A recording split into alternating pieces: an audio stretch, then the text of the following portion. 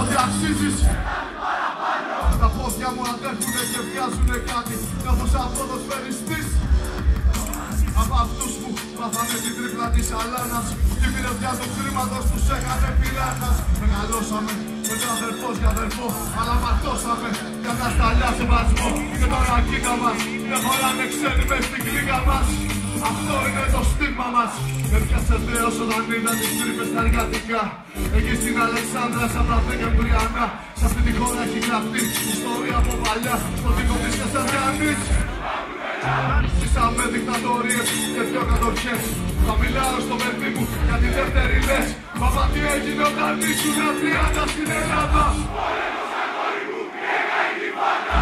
Μου πάνε εκδίκηση πως είναι δική μας. Ποτέ δεν θέλαμε πλημμένους στην ορτή μας. Ονειρευτικά η εκδίκηση πως είναι δική μας.